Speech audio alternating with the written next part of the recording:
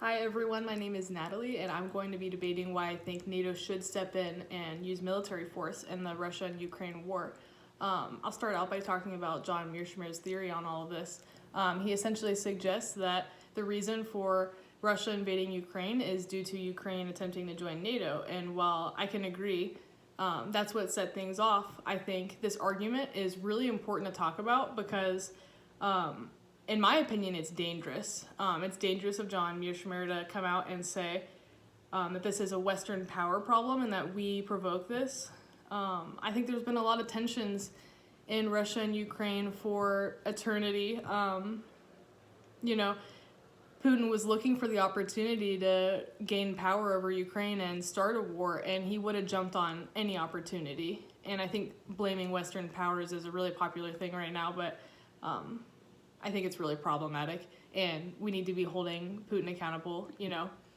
We don't need to be blaming the Western powers for this. And so it kind of brings me to my next point.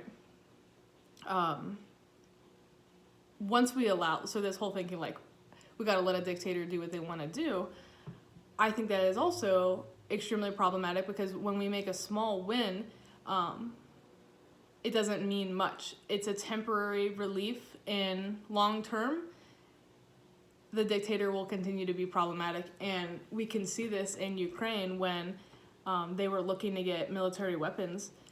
Russia stepped in and said, if you get military weapons, sorry, I'm a little winded, I'm recovering from COVID. Russia said, if you get military weapons, we'll attack. And so Ukraine stepped down and said, we won't be doing that. And here they are getting attacked regardless, and they probably would have held up a lot better in a fight with those military weapons, with those nuclear weapons. But at the time, it was a deadly threat from Russia, and it was the right call, so it seemed at the time. But that's just how it goes with dictators, right? The small wins don't add up to much because when I say win, I mean allowing the dictator to do what they wanted to do. It seems like we've avoided a problem briefly, but like I said, the temporary relief doesn't really mean much. And if anything, it shows the dictator they can overstep and they can continue to behave this way. So I really do think NATO needs to step in, and I think we need to show that if a country is trying to join NATO, we have their back and we won't allow this behavior from these dictator-like countries. And I know, regardless of Ukraine technically not being a part of NATO, I think we should be supporting them. Who's to say Putin won't continue to do this? Looking at Finland and Sweden, who's to say he's not going to just continue this? It really does concern me. It does concern me. So that's kind of my take on it.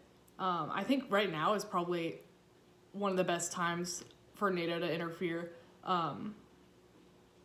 Both sides are overworked. Russia's military is weaker right now. They've all been fighting for months, and there doesn't really seem to be an end in sight at the moment. This would be a good opportunity to step in and defend Ukraine. And I think we owe them that. They're trying to be in an alliance with us, and I think if we don't step in and show our support and help Ukraine, and Russia successfully takes Ukraine, we might not see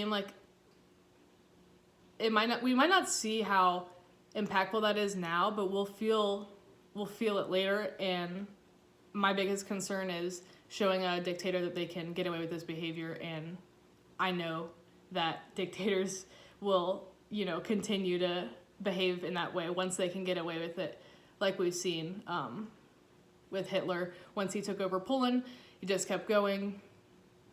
And that's what concerns me the most, honestly. Yes, NATO has the means to help, and we owe Ukraine that, and unfortunately we need to use force sometimes, as terrible as it is. Especially with someone like a dictator, we cannot let them push us around. and we have to use force for peace at times.